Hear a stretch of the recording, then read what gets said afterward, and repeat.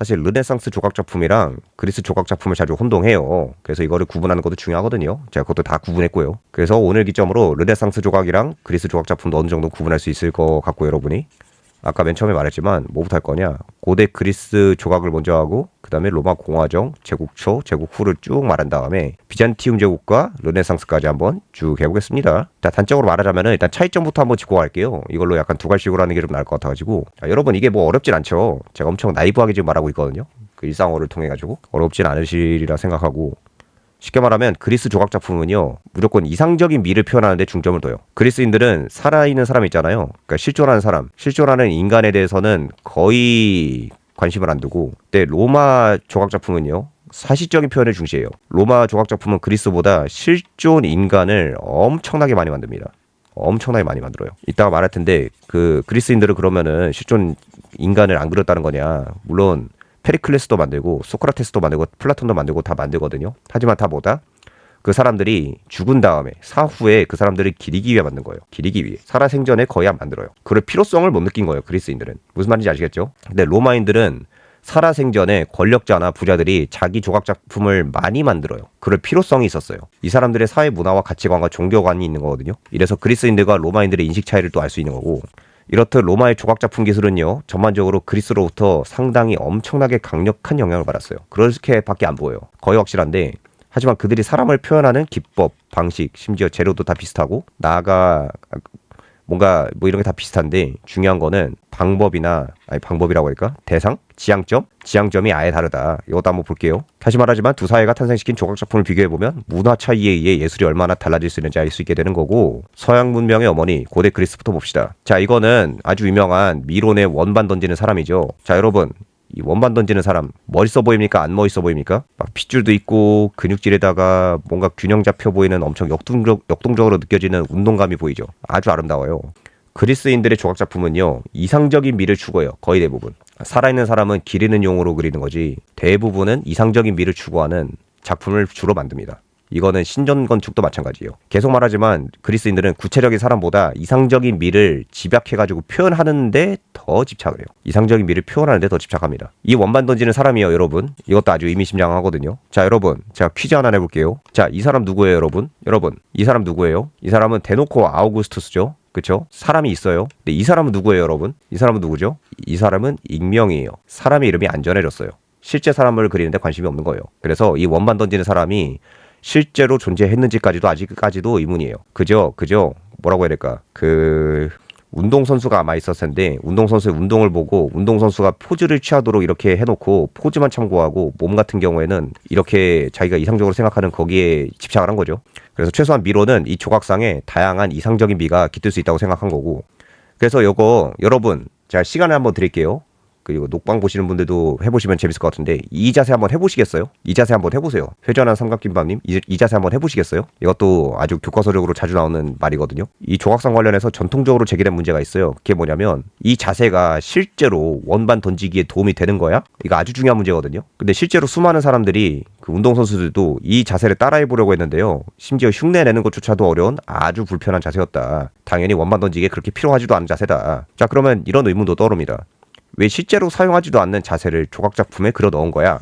그쵸? 왜 그렇겠습니까? 미로는 이 자세, 조각작품에 뭔가 이상적인 미가 있다고 생각한 거예요. 이상적인 미가 있는 겁니다. 쉽게 말하면 간지가 나네? 간지 크크 한 거예요. 그러면 이 사람 미론이 담고자 하는 이상적인 미가 뭐냐? 그리스 조각에 수학적 이상이 있어요. 이거는 거의 대부분의 예술에 나오는 건데, 신전 건축, 이 조각상 다 나오는 거예요. 이게 뭐냐면 이 수학적으로 이상적인 비율이 있거든요. 질서가 있어요. 수학적인 질서. 플라톤, 아르키메데스 이래로 수학이 가장 이상적이고 완벽한 도구 아닙니까?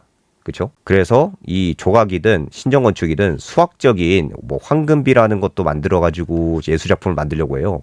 이것도 당연히 예술적 작품에 적용이 돼가지고 뭐 신전 건축하고 뭐 조각 작품 한 거고, 그래서 이런 게 나온 건데, 균형과 역동성입니다. 수학적으로 균형 잡혔다는 약간 좀 그런 게 있거든요. 뭐 미술 전공이라 잘 모르겠고, 이 자세는 전체적인 균형미와 조화감을 풀어내죠. 동시에 금방이라도 움직일 것만 같은 역동성까지 드러내요. 그렇죠? 역동적이고 균형 잡혀 있죠. 근데 또한 어떻습니까? 신체도 근육질의 몸매로 대단히 매력적인 몸매예요. 피줄까지 이렇게 실핏줄도 다 그렸잖아요. 엄청 아름답죠? 피사체도 아름답고 자세도 균형 잡혀 있고 심지어 역동적이니까 이상적인 예술 작품이다. 그러면은 미론이 이 작품을 만든 이유가 뭐냐?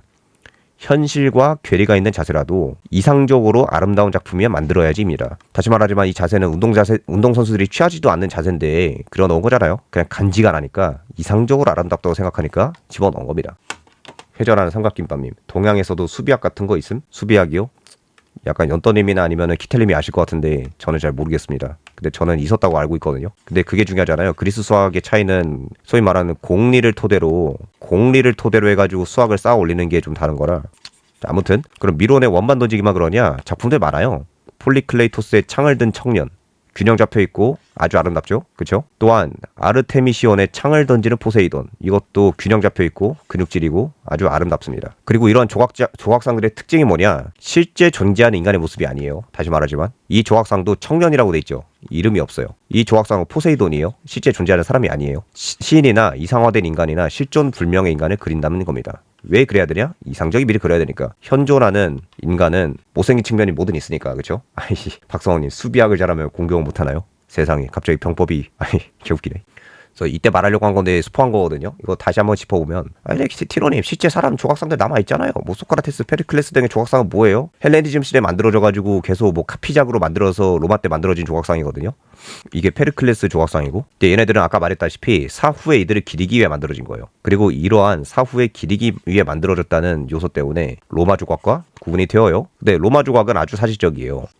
로마 조각 작품은요, 그리스와는 달리 실존하는 인물이 아주 많이 묘사가 돼 있어요. 아주 많이 묘사가 돼 있어요. 물론 신도 많이 묘사가 돼 있는데 권력자들이나 실제 존재했던 인물들이 아주 많이 묘사가 되어 있습니다. 그리고 이런 조각 작품들은 대체로요, 실제로 존재했던 권력자들이에요.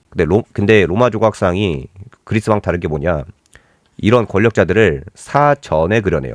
문디와 코난의 공전님 안녕하세요. 그러니까 이 양반들이 죽기 전에 만드는 거예요. 그리고 죽기 전에 만들어야 하는 이유가 있습니다. 이거 로마인들의 종교적인 전통 때문에 그래요. 자, 대표적인 작품으로 율리우스 카이사르의 조각상 있죠. 로마의 제국 초까지의 조각상을 보면 진짜 이래도 되나 싶을 정도로 아주 과도하게 사실적으로 황제들을 묘사했어요. 과도하게. 그리고 이러한 과도한 사실성은요, 명백히 이상적인 미에는 부합하지 않아요. 이상적인 미에 부합하지 않아요. 왜 그러냐? 자, 카이사르 조각상을 보면 탈모의 모습이 가감없이 묘사가 돼 있어요. 그리고 탈모는 카이사르 본인도 싫어했을 정도로 추의 상징이죠. 그렇죠? 이 양반 최대 컴플렉스가 탈모잖아요. 자, 근데 여기서 여러분 질문 하나 할게요. 근데 이거를 미화 없이 표현했어요. 미화 없이 표현을 했어요. 여러분 생각을 해보세요. 종신 독재관에까지 오른 양반이요. 종신 독재관까지 오른 양반이 어째서 소위 말하는 뽀샵 처리를 요구하지 않았을까요? 다시 말해, 왜 미화를 요구하지 않았을까? 뭐 돈이 없어서 그랬을까요? 돈이 없어서 그랬을까요? 그게 아니면 뭐 기술이 없어서 그랬을까요? 기술은 충분해 보이죠.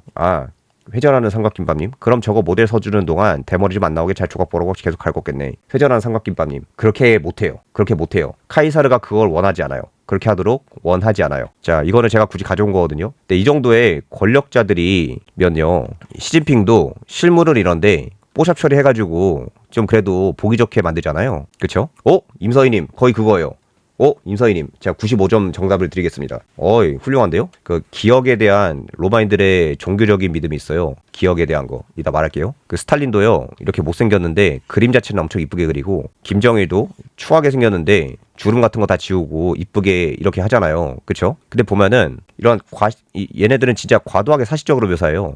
근데 이게 상대적으로 권력이 완전하지 못했던 율리우스 카이사르 때만 그랬냐? 그렇지 않다. 이후 황제들의 조각상에서도 자주 그래요. 얘 베스파시아누스거든요. 이 양반도 보죠. 짱구머리죠. 머리가 짱구머리예요. 탈모도 있어요. 심지어 M자 탈모예요. 심지어 이런데 검버섯도 묘사가 돼 있거든요. 베스파시아누스가 난세를 한번 종합하고 로마를 통합한 군주인 것 치고 지나치게 못생기게 그린 것 같죠. 그쵸? 그럼 얘만 그러냐? 얘 칼리칼라예요. 칼리칼라도 봅시다. 이게 사실 이쁘게 만든 조각상인가요? 좀 아름답나요? 좀 아름다운 것 같진 않거든요. 아름답진 않은 것 같아요. 험상궂은 얼굴에 근육질이라기보다는 좀 통통하죠. 그쵸? 그리고 이 사람은 막시미아누스예요. 사실 3대 황제인데, 이 사람도 뭔가 여기 광대뼈가 지나치게 돌출되어 있고 하관이 엄청 크고 그러잖아요. 눈도 뭔가 졸렬해 보이고. 다시 말해 사실적으로 조각을 했어요. 권력자들도. 너무 황제를 비하는 것 같아서 여기까지만 하고, 근데 중요한 것도 그게 아니라, 자, 그러면 여러분, 로마인들이 이토록 권력자들을 사실적으로 조각한 이유가 있어요. 계속 말했지만 로마인들이 권력자들을 왜 이렇게 조각했을까? 아까 말했다시피 쾌트족도 그들의 그림 실력이 비추어 보아 얼마든지 사람을 좀 더 사실적으로 아름답게 그릴 수 있었을 것 같은데, 당연히 너무 당연한 말이지만 로마인들도 얼마든지 황제들을 더 아름답게 이쁘게 미화해서 조각할 수 있었을 거잖아요. 그쵸? 최소한 베스파시아누스 이런 것보다는 더 조각해서 만들 거 아니야. 그쵸? 해월님 안녕하세요. 아이고 재밌는 거 다 놓치셨네요.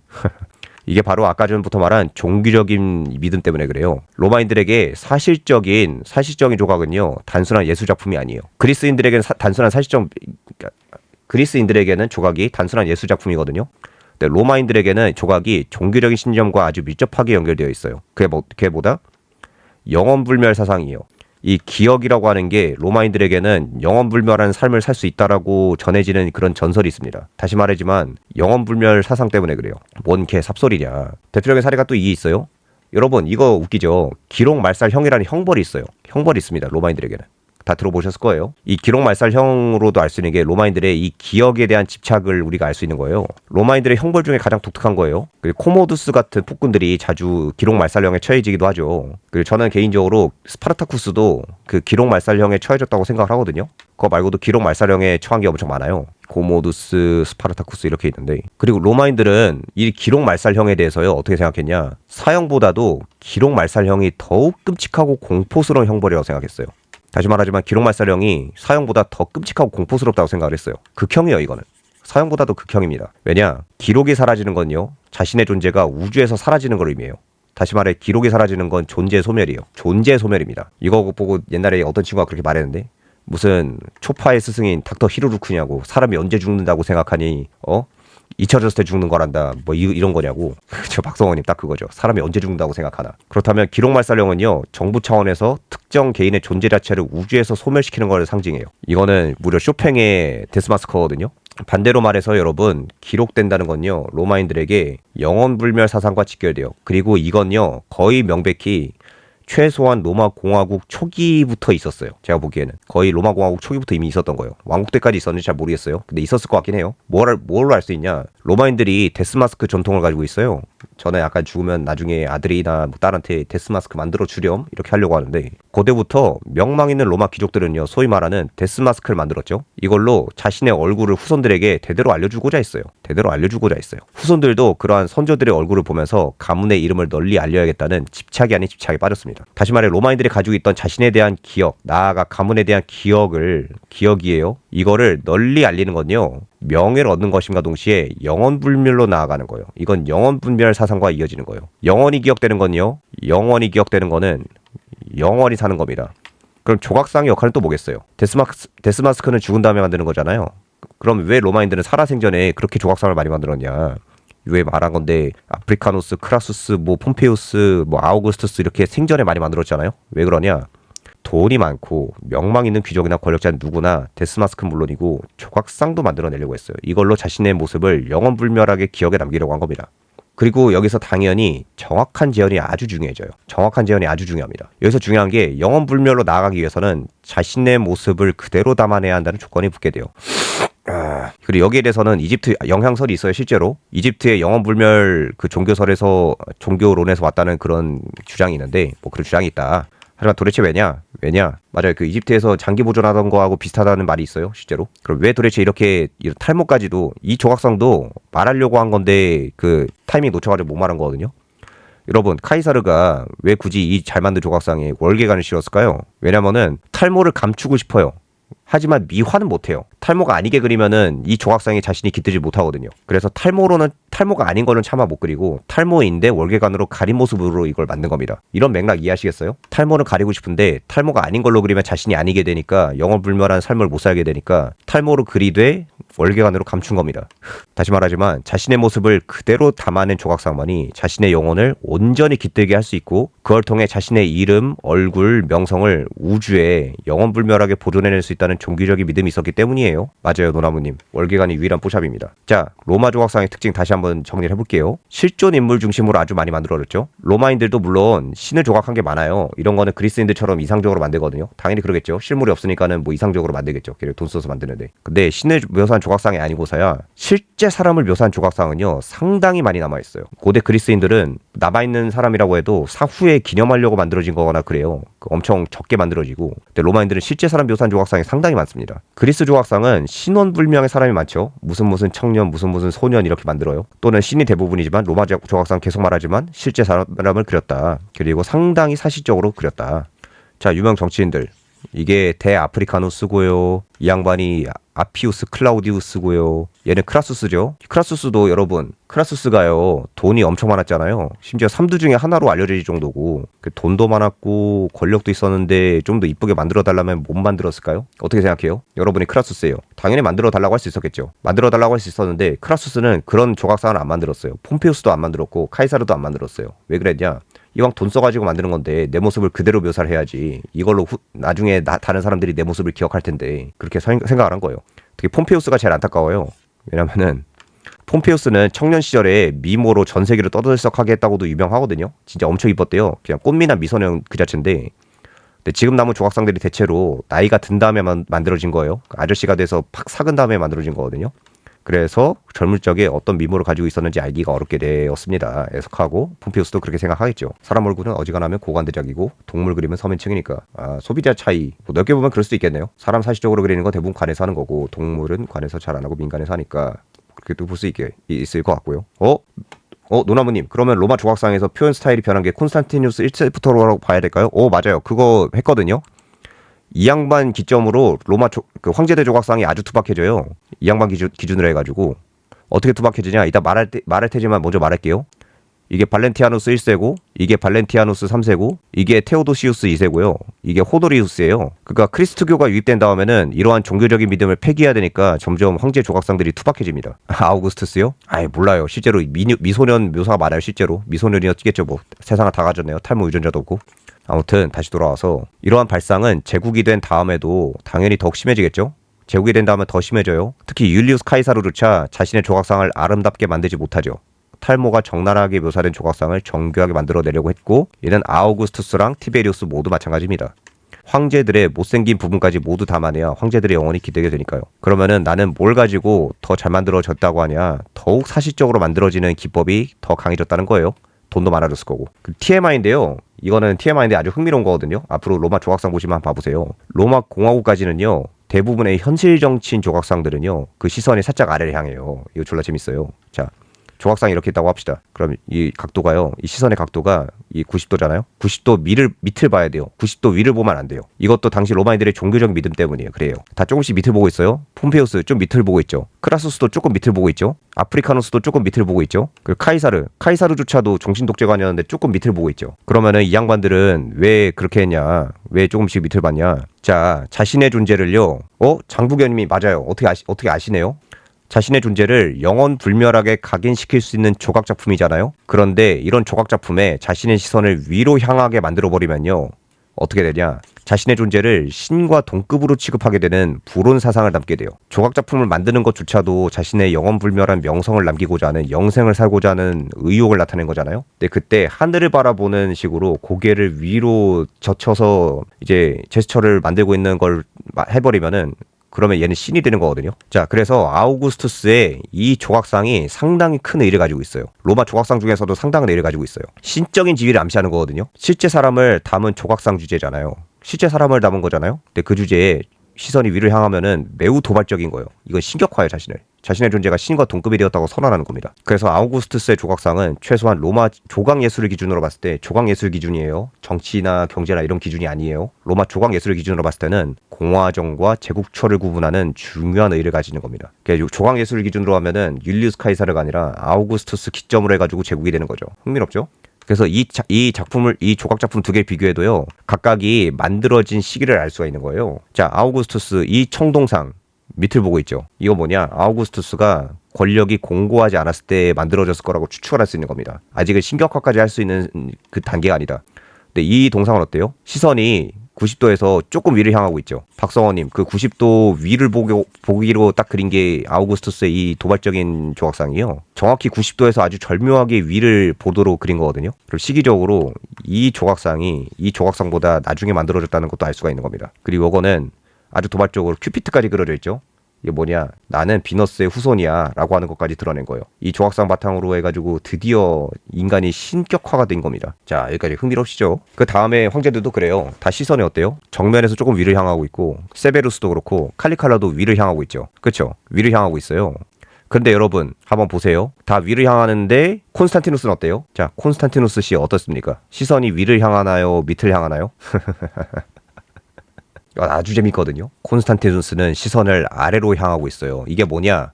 이제 크리스토교를 믿으니까 그래요. 나는 신을 포기하겠다. 나는 신을 포기하겠다는 거를 프로파간다로 이 조각상을 만들어가지고, 조각상이 청동상을 만들어서 드러낸 겁니다. 아시겠죠? 그 조각상 하나 만드는데도 아주 많은 정치적인 메시지가 들어가는 거예요. 이 조각상을 만들어서 그리스도교 신자들은 아주 좋아했을 겁니다. 신격화를 안 하는구나. 자기도 그냥 그리스도의 밑에 있는 하나의 인간에 불과하구나 하는 식으로 인간 선언한 겁니다. 거의 뭐 2차 세계대전 이후에 그 소위 말하는 일본 왕이 이제 인간 선언하잖아요. 이제 항복 선언하면서 그거랑 거의 비슷한 거죠. 난 이제 인간이다 라고 하는 거고, 이걸 통해 알 수 있는 게 뭐냐, 로마 조각의 문화적인 의미는요, 계속 말하지만 그 기술이랑 신념이 결합한 거예요. 로마 황제의 조각상들 또한 로마 정치인들의 조각상은 그리스식의 아주 정교한 조각 기술을 그대로 받아들인 거거든요. 아, 노나문이 그거 말할게요. 자, 남아있는 대리석상 보면 위를 보고 있던데 그거 이따 말하겠습니다. 그리스식 정교한 조각 기술과 로마인들의 종교적인 믿음이 결합되어 탄생한 아주 묘한 작품이 된 거다. 그래서 기술이 똑같아도요, 방향과 믿음과 문화에 따라서 아예 달라지는 겁니다. 양식이. 고등학교 분들이나 학부생 분들이 보시면 재밌으실 것 같아요. 계속 말하지만 로마인들이라고 율리우스 카이사르를요, 원반 던지는 남자처럼 아름답게 만들어내지 못했을까? 당연히 만들 수 있었다. 얼마든지 아름답게. 도입부에서부터 말한 건데, 맨 처음부터. 그럼 왜 그렇게 안 만들었냐? 단지 그럴 필요를 느끼지 못한 거다. 문화적인 필요성, 이게 아주 중요해요. 동등한 예술적인 역량이라도 다른 방향으로 발전시켜내고자 한 거죠. 왜 그럴 필요 못 느껴? 이왕 돈 내고 내 조각상 만들면은 내 기억을 보존할 수 있는 그런 그 용기, 보존 용기를 만들어야 되는데, 비싼 돈 주고 만들려면은 그대로 담는 게 낫다 이겁니다. 그런 인식의 차이를 알 수 있다. 그래서 아우구스투스 이후로 의의가 있는데 또 콘스탄티누스 이후로 의의가 생깁니다. 왜 고개를 위로 하는 게 되냐라고 보면은, 왜냐, 크리스토교가 많이 퍼지고 나면 그런 종교적인 믿음 자체가 아예 사라졌기 때문에 그래요. 문디와 코난의 공전님, 렉 걸리세요? 자, 여러분 혹시 렉 걸립니까? 지금 방송이 잘 되고 있는 걸로 지금 나오거든요. 지금 연결 상태 우수함 뜨는데 혹시 지금 렉 많이 걸리나요? 아이고, 지금 방송 지금 연결 상태 우수함 뜨고 있고 좋아요. 새로 고침 한번 해보세요. 잘 됐으면 좋겠군요. 그럼 왜 콘스탄티누스 이후로 투박해지냐? 로마 황제들의 조각상이요, 소위 말하는 콘스탄티누스 이후의 크리스토교 공인 이후로부터 급속도로 갑자기 투박해져요. 아이고, 괜찮나요? 다행이네요. 감사합니다요. 다행이에요. 그래서 콘스탄티누스 황제의 조각상이 돋보이는데 이때까지는 엄청 정교하게 그려진다. 자, 그리고 또 이런 것도 있어요. 그 콘스탄티누스는 크리스토교 문화의 영향을 받아서 면도한 얼굴이랑 짧게 이발된 모습을 가지고 있어요. 그리고 월계관도 없습니다. 그리고 고개가 아래를 향하죠. 아까 말한 그런 이유 때문에. 이는 당시까지 로마인들이 황제를 사실적으로 정교하게 조각하고자 했던 사회문화적인 관성이 남아있는 거예요. 신격화를 안 한다고 하더라도 황제면은 사실적으로 잘 만들어줘야지 하는 관성이 있어가지고 그렇게 만든 거고, 하지만 그와 동시에 더 이상 황제가 신이 아니라 인간에 불과하다는 공화정 시대로의 회귀 또는 중세 시대로의 전환이 일어나기 시작한 과도기였기 때문입니다. 면도 하긴 했었는데요. 근데 유행에 따라서 세베루스, 칼리칼라 이런 황제들이 자주 수염을 기르기도 했어요. 근데 이후의 황제들은 대부분 다 면도를 합니다. 이렇게 최소한 짧게 면도를 해요. 역사적인 또 전환점이요. 아우구스투스처럼. 다시 말해 콘스탄티누스 황제의 조각상은 최소한 미술 기준으로 봤을 때는 로마 제국 초기와 후기를 나누는 거라고 할 수 있을 것 같아요. 조각상 기준으로 아우구스투스 이후로 제국이 된 것처럼 조각상 기준으로 콘스탄티누스 이후에 그게 된 거예요. 또 이것도 여러분이 아셔야 될 게, 이거 이후에도 로마 황제 조각상들이 많이 남아 있어요. 가령 누가 있을까? 테오도시우스 한번 봅시다. 테오도시우스도 남아있는데 테오도시우스의 조각상은 그래도 상대적으로 잘 남아있거든요. 좀 사실적으로 묘사가 돼 있어요. 그러니까 과도기라 그래요. 이때가 완전히 크리스트교가 국교화가 된 것도 아니라 그 로마인들의 전통도 남아있던 시기라 그런 거고, 또한 이 콘스탄티누스 대제에 엄청 졸라투박한 조각상이 있거든요. 이것도 이게 보면은 이 시기가 엄청 과도기였던 거예요. 자, 테오도시우스 황제, 이때 이후로 이제 공인에서 그치지 않고 합법화가 되죠. 네, 콘스탄티누스, 그리스도교의 영향을 받는 척이라도 해야 되니까 투박하게 그린 거죠. 이렇게 한 거고. 자, 여러분 드디어 예술작품을 비평하고 감상하는 데 재미를 들이셨군요. 이제 이렇게 감상하시면 좀 더 재밌는 거예요. 한번 보죠. 배교자 율리아누스. 졸라 당당하게 위를 보고 있는데요. 졸라 당당하게 위를 보고 있습니다. 율리아누스. 그쵸? 그래서 이 배교자죠. 그래서 요것도 보면은 대놓고 그 상징이 드러나네요. 고개를 아주 당당하게 대놓고 위로 향하고 있죠. 아우구스투스도 이렇게 못해가지고 91도 해가지고 딱 위로 올린 건데 신기하죠. 그러하다. 그래서 강조하려고 했던 거는 이 시기가 엄청 과도기적이라 가지고 중간에 이후에 황제가 조금 사실적으로 변하기도 하지만 동시에 그 본인 조각상이 엄청 투박해지기도 하는 등 이러는데 확실한 건요. 아우구스투스 때부터 이제 황제들 보면은 세베루스도 그렇고 칼리칼라도 그렇고 뭐가 아주 정교하게 만들어졌잖아요. 주름 하나까지 다 조각을 하면서 기술이 발전한 건데 사람 하나 이제 영혼 기뜨게 해야 되니까 잘한 거거든요. 근데 이후부터는 이 기술의 발전이 지체가 된 게 보여요. 왜냐하면 더 이상 그럴 필요가 없어지거든요. 단순히 그럴 필요가 없어집니다. 자, 순서대로 또 보죠. 첨부한 거. 자, 발렌티아누스 1세고요. 발렌티아누스 3세예요. 자, 보세요. 고개가 위를 향하고 있어도 뭔가 점점 더 이 투박해지죠. 왜냐면은 이때 크리스토교가 막 퍼지기 시작하면은 기존의 로마인들의 종교에 대한 믿음 같은 게 잊혀져야 많이 망각되죠. 그래서 위를 보든 말든 뭐 아니면은 뭐 황제 조각상 뭐 자세히 만들든 말든 뭐 별로 신경을 안 쓰는 겁니다. 그냥 돈 있으면 한번 만들자라고 하는 그런 정도가 되는 거죠. 그러고 테오도시우스 2세 뭔가 많이 투박해진 게 보입니까? 또한 호노리우스 그렇다면 이후 그래서 전반적으로 예전처럼 사실적이거나 정교하게 묘사되었다는 인식이 들진 않죠. 자, 호노리우스랑 그 아우구스투스를 다시 한번 보겠습니다. 확실히 더 투박해진 게 보입니까? 심지어는 이 폼페이우스의 조각상이랑만 비교해봐도 상당히 많이 투박해졌잖아요. 그래서 계속 말하지만은 근데 이것도요 사실은 퇴보가 아니에요. 기술 퇴보가 아니에요. 이것도 문화 변화예요. 이 사람들도 다 권력자고 돈 많았을 거 아니에요. 근데 단순히 아우구스투스 때 또는 그 이전의 로마 공화국 때만큼 자신의 조각상에 자신의 모습을 사실적으로 이렇게 만들어서 묘사할 필요가 없어진 거예요. 크리스트교가 많이 퍼지니까 이제 옛날처럼 집착적으로 사실적으로 묘사해야 내 영혼이 깃들어라고 말할 그럴 필요가 없어지는 거죠. 자, 서로마 제국 후기 예술가들의 예술적 기술이 퇴보했다기보다는 단지 당시 사회문화의 변화 때문에 아우구스투스 시절만큼 정교하고 사실적으로 묘사할 필요성이 사라졌기 때문에 이렇게 변한 거다. 종교적 영향이 크겠죠, 당연히. 크리스트교 이후 황제들은 더 이상 고대 로마인들의 전통적인 방식 마냥, 인식 마냥 영원 불멸한 존재여서는 안 돼요. 왜냐? 영원 불멸한 존재가 되면은 하나님의 좀 분노를 사겠죠. 그렇기 때문에 영원 불멸한 존재로서 남기 위해 자신의 모습을 기록한 조각 작품들도 굳이 공들여서 만들 필요가 사라지게 되었다고 봄이 타당하죠. 그럼 이제 비잔틴 제국도 한번 보죠.